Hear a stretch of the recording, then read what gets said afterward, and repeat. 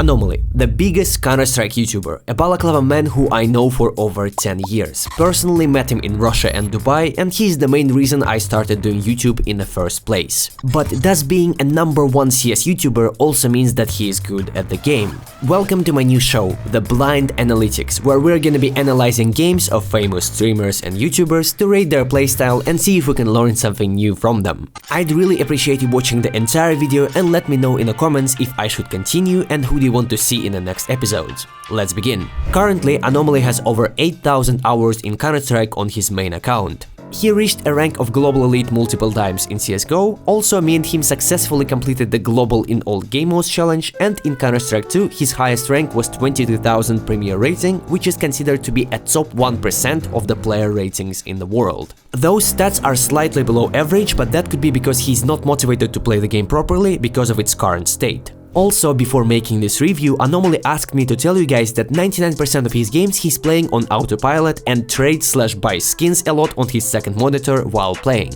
Now let's review one of his games to see how he plays. 00 Dust 2 Cityside. Anomaly has a third spawn for challenging long.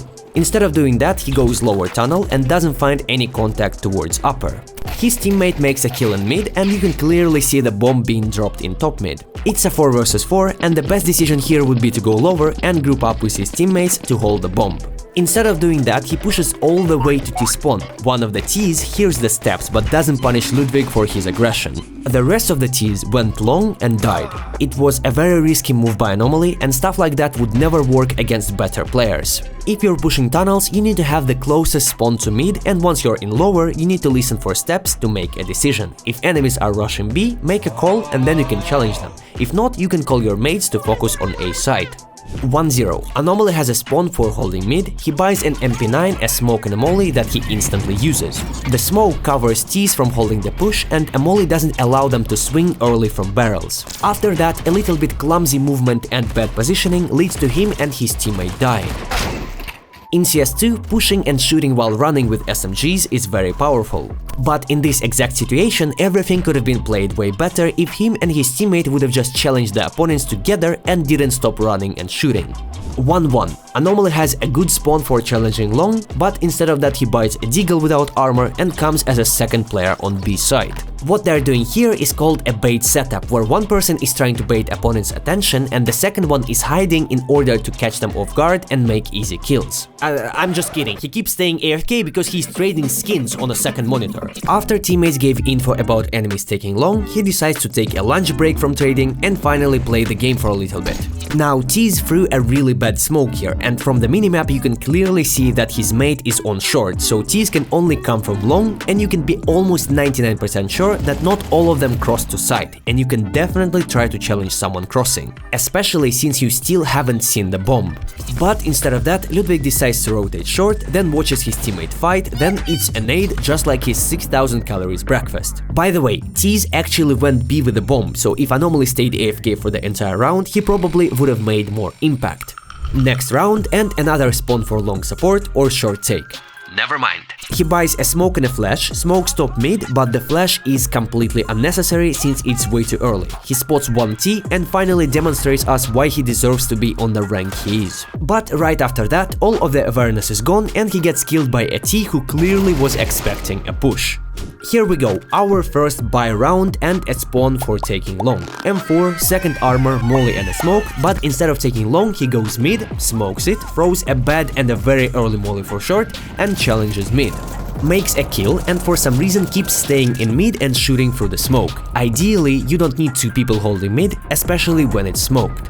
A better option here would be to go towards any of the sides. Another T with mental disability decides to rush through the smoke and he only needs one shot to finish Ludwig, but not today.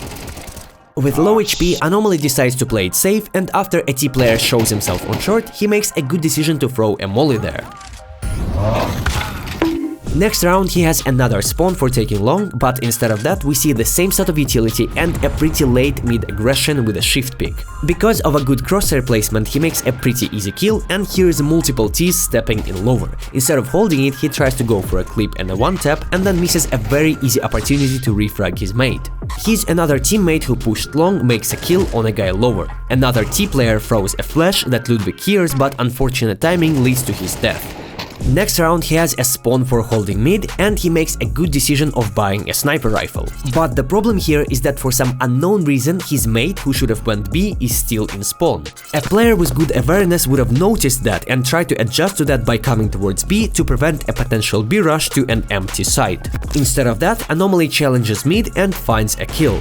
His brain damaged teammate still doesn't go towards B, and it's just a matter of luck that not a single T went out and took an empty site. Just look how completely unaware and exposed both of them are on mid.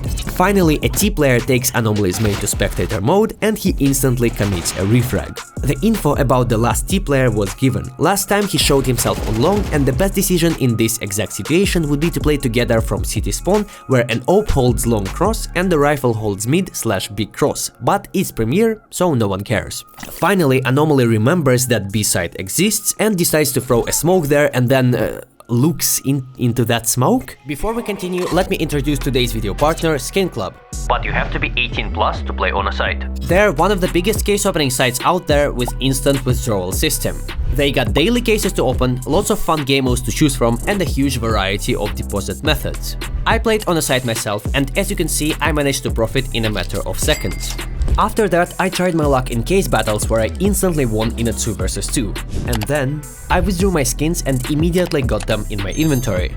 If you wanna check them out, use my link in the description for a deposit bonus, and now let's get on with the video. I kind of don't understand what's happening here, since the idea of the smoke in the late game scenarios is to isolate one potential angle to hold another, but okay, I guess he was accepting a trade offer here or something. His teammate dies on A site, and here we have the first 1v1 for a very important round. By winning this round, he will secure economy for his team and will force T players to do an eco or a risky buy, since they clearly won't have enough money for a proper full buy. He comes towards short and moves completely unaware of a T who is staying wide open. A little bit more awareness and earlier scope would have secured that kill, but thanks God that he plays against my grandpa with Parkinson's, cause I have no other explanation why the T didn't make that kill. Anyways, Anomaly doesn't forgive mistakes like that, just like he doesn't forgive his 7,000 calories breakfast. Nyam nyam. For free, another spawn where he can either challenge mid or go towards B. He makes a right decision but misses a shot, and a wild NPC appears. After that, he becomes way too focused on a guy in top mid and completely forgets about the existence of lower tunnels, and a guy just runs out and kills him with a shotgun. Two big problems here: the position that should be as far from the doors as possible and lack of awareness. 5-3. For the first time in this game, Ludwig has a spawn to challenge long and the worst possible spawn to challenge mid. Let's see if he makes the right decision. Disclaimer: he doesn't. After hearing a T player in lower, he decides to hold a very uncomfortable angle. T player hears him and makes a good pre-fire. 5-4. Another perfect spawn for taking long, but again he goes mid. Throws a molly to barrels and does a peek towards the position where enemy sniper just made a kill from. By the way, can you spot a big mistake here? Yes, he forgot to buy armor, probably because he was trading during the freeze time. But that doesn't stop him from destroying this T in top mid, who couldn't put up a fight against a player with no armor, and Ludwig just eats him alive. After that, he clearly hears enemies taking long, and the best play here would be to group up and do a retake together, since they're in a 3 vs 2. Instead of that, he runs out for the molly and dies. 6-4, a spawn for mid, low amount of money, deagle, and a pack of utility. A good decision here would be to buy an MP9 or a shotgun and challenge lower, but we have what we have. A very awkward fight happens in mid, and then Anomaly does another sick pre-fire. Then he clearly hears a guy shooting his shotgun and running in lower, and a player of his skill level should definitely turn around and look there. Or not. 7-4, the last round on city side, and are we gonna finally see that long take? Wait, what is this? Why is he going for the smoke?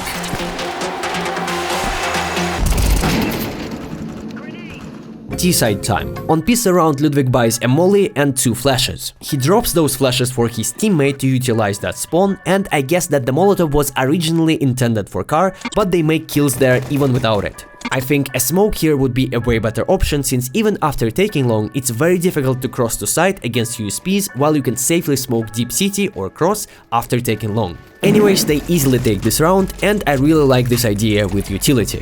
5-8. Ludwig has the best spawn for long, he also buys flashes to drop them to his teammates, and there is nothing here that can ruin this entry attempt. Nothing except this disgusting jump. You always need to jump over this ledge, otherwise you're late to long. 5-9. Anomaly decides to flash long for his teammate, which is a terrible decision, since Slime here has a very bad spawn for taking long, and also we only have one flash, which leads to an easy kill for CTs.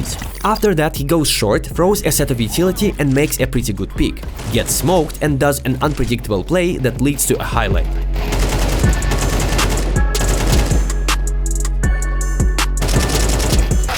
Almost a highlight. 5-10. Misses the jump over the ledge again and flashes for no one, then peeks late towards mid and dies. On round 17, Anomaly decides to do something weird. With the worst spawn for taking long, he flashes his mates who are also late to contest it, but they still manage to find an entry kill. One of his teammates dies, and without any information, Anomaly decides to go through the smoke, takes out the nade for unknown reason, and dies.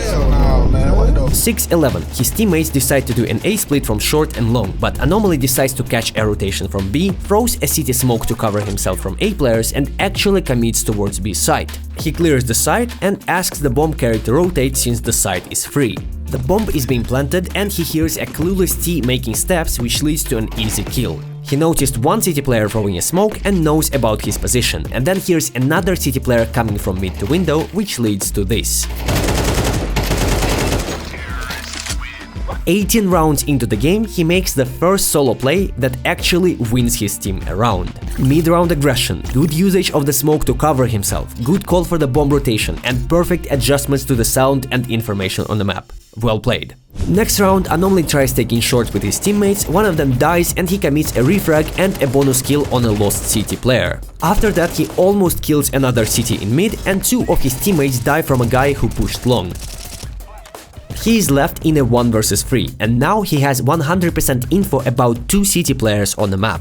He hears one CT player going out and punishes him, but only has 5 health points left. He also knows that one CT that he shot in mid is around half HP. CTs decide to play it out together, and instead of playing passive and searching for enemy mistakes, Anomaly smokes CT spawn and without clearing any angles goes out short, but instantly spots another enemy there and falls back. Instead of going back, he decides to go out again and catches a clueless CT who tried to push him, and after that finishes another one on car. You might say that enemies were bad. I honestly don't know, I guess that's what 20k elo Premiere looks like when there are no cheaters. As you can clearly see, even without utilizing spawns, taking proper space on a map and committing to refrags, you can top frag in 20k lobbies, and I bet there are a lot of silvers who think that they play better, throw better utility and stuff like that. But one thing that you don't understand is that Anomaly has a really decent aim that helps him to consistently find kills even on high ranks. Anomaly is definitely at the rank that he deserves, and in the entire world of skin NPCs, he's definitely the highest skilled player. If Premiere would be cleared out of cheaters, I definitely see him getting up to 25k rating.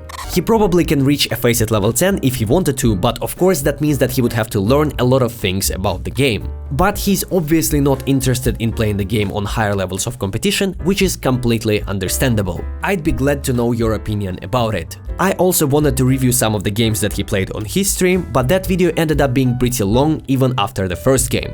So if you want to see more than one game in a video, also let me know that, since you guys are the ones who decide the outcome of those videos. I also wanted to remind you that I do daily streams on this YouTube channel. On that note, God bless you, I'm out.